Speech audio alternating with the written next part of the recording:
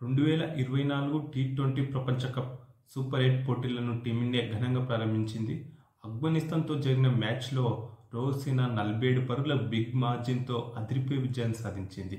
ఈ విజయంతో టీమిండియాకు సూపర్ 8లో మంచి ఆరంభం లభించిందని చెప్పుకోవాలి. ఈ విజయంలో సూర్యకుమార్ యాదవ్, జస్ప్రీత్ బుమ్రా వీళ్ళిద్దరూ కూడా కీలక పాత్ర పోషించారు. బ్యాటింగ్లో సూర్యకుమార్ యాదవ్ కీలక ఇన్నింగ్స్ ఆడడంతో టీమిండియా ఒక మంచి స్కోర్ సాధించింది. ఇక బౌలింగ్లో జస్ప్రీత్ బుమ్రా ఆరంభంలోనే కీలక వికెట్లు తీయడంతో టీమిండియా పైచేయి సాధించింది. ఈ మ్యాచ్లో మొదట మన బ్యాటింగ్ గురించి మాట్లాడుకుంటే టాస్ గెలిచిన కెప్టెన్ రోహిత్ శర్మ మరో డౌట్ లేకుండా మొదట బ్యాటింగ్ చేస్తామని చెప్పాడు. మనకు ముందుగానే తెలిసింది ఏంటంటే ఈ పిచ్లపై సెకండ్ బ్యాటింగ్ చేయడం కన్నా ముందుగా బ్యాటింగ్ చేయడమే కాస్త మంచిది అని మనకు ఇన్ఫర్మేషన్ ఉంది. గత రికార్డులు కూడా ఇదే చెప్తున్నాయి. సో దానికి అనుగుణంగానే టీమిండియా ముందుగా బ్యాటింగ్ చేసింది. బ్యాటింగ్లో టీమిండియాకు ఓపెనర్లు మన సీనియర్ ఆటగాళ్ళు రోహిత్ శర్మ, విరాట్ కోహ్లీ నుంచి మరోసారి భారీ ఇన్నింగ్స్ అయితే రాలేదు. రోహిత్ శర్మ 8 రన్స్ మాత్రమే చేసి ఫరూకీ బౌలింగ్లో భారీ షాట్కు ప్రయత్నించి అవుట్ అయ్యిండు. విరాట్ కోహ్లీ కాస్త కుదురుకున్నట్టుగానే కనిపించినప్పటికీ 22 రన్స్ చేసి రషీద్ ఖాన్ బౌలింగ్లో అవుట్ అయ్యిండు. ముఖ్యంగా ఆఫ్ఘనిస్తాన్ కెప్టెన్ రషీద్ ఖాన్ మనం మెయిన్గా 3 వికెట్లు తీసిన మెయిన్ వికెట్లు 22 రన్స్ చేసిన విరాట్ కోహ్లీ, అలాగే 12 బంతుల్లోని 20 పరుగులతో దూకుడు ఆడుతున్న రషీద్ ఖాన్ని, అలాగే 10 పరుగులకే శివం దూబేని వీళ్ళ ముగ్గురిని అవుట్ చేసి టీంని కాస్త ఇబ్బంది పెట్టిండు రషీద్ ఖాన్. మెయిన్లీ శివం దూబే కాస్త మరోసారి నిరాశపరిచిందనే చెప్పుకోవాలి. 91 పరుగులకే 4 వికెట్లు కోల్పోయి కాస్త స్ట్రగుల్ అవుతున్న టీమిండియాను మన Mister 360 degrees batter Suryakumar Yadav and vice captain Hardik Pandya ఆడుకున్నారు. వీరిద్దరూ దాటి ఆడుతూ 31 బంతుల్లోనే 60 పరుగుల ఒక మంచి భాగస్వామ్యాన్ని నెలకొల్పారు. ఈ క్రమంలో సూర్యకుమార్ యాదవ్ 27 బంతుల్లోనే హాఫ్ సెంచరీ కూడా పూర్తి చేసుకున్నాడు. మొత్తంగా 28 బంతులు ఎదుర్కొన్న సూర్య 5 4లు 3 6లతో 53 పరుగులు చేసిండు. ఈ క్రమంలో జట్టు స్కోర్ కూడా 150 పరుగులు దాటింది.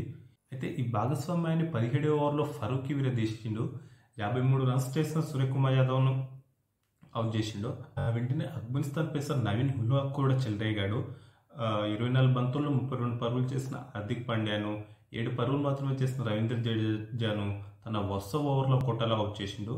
దీంతో టీమిండియా 180 స్కోర్ దాటుతుందా లేదా అనే అనుమానాలు కలిగి వచ్చినాయి. కానీ చివరిలో మనకు అక్షర్ పటేల్ మరోసారి ఒక మంచి ఇన్నింగ్స్ ఆడిండు. ఒక 2 బౌండరీలు బాధడంతో అతని అక్షర్ ఇన్నింగ్స్తోని టీమిండియా ఇన్నింగ్స్ 180 రన్స్ దాటింది. టోటల్గా టీమిండియా నిర్ణీత 20 ఓవర్లలో 8 వికెట్ల నష్టానికి 181 పరుగులు చేసింది. ఆఫ్ఘనిస్తాన్ బౌలర్లో రషీద్ ఖాన్ 3, ఫరూకీ 3 వికెట్లు తీశారు. అనంతరం 182 పరుగుల భారీ టార్గెట్తో బరిలోకి దిగిన ఆఫ్ఘనిస్తాన్ను మన పేస్ గన్ జస్ప్రీత్ బుమ్రా ఆరంభంలోనే దెబ్బతీశాడు.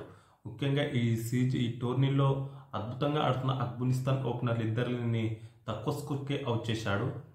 ఆ వెంటనే అక్షర్ పటేల్ కూడా ఒక వికెట్ తీయడంతో పవర్ ప్లేలోనే ఆఫ్ఘనిస్తాన్ 3 వికెట్లు కోల్పోయి కష్టాల్లో పడింది.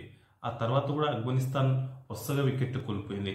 ఆ తర్వాత కూడా మరో స్పిన్నర్ కుల్దీప్ యాదవ్, రవీంద్ర జడేజా ఇలా మన బౌలర్లు వరుసగా వికెట్లు తీయడంతో ఏ దశలోనూ ఆఫ్ఘనిస్తాన్ లక్ష్యం ఛేదిస్తుందనే అనిపించలేదు. కుల్దీప్ యాదవ్ కూడా మెయిన్ వికెట్ తీసిండు. మొత్తంగా మన బౌలర్ల సమిష్టి ప్రదర్శనతో ఆఫ్ఘనిస్తాన్ బ్యాటర్లు ధాటిగా బ్యాటింగ్ చేయలేకపోయారు. ముఖ్యంగా మన బూమ్రా అయితే అద్భుతంగా బౌలింగ్ చేసిండని చెప్పుకోవాలి.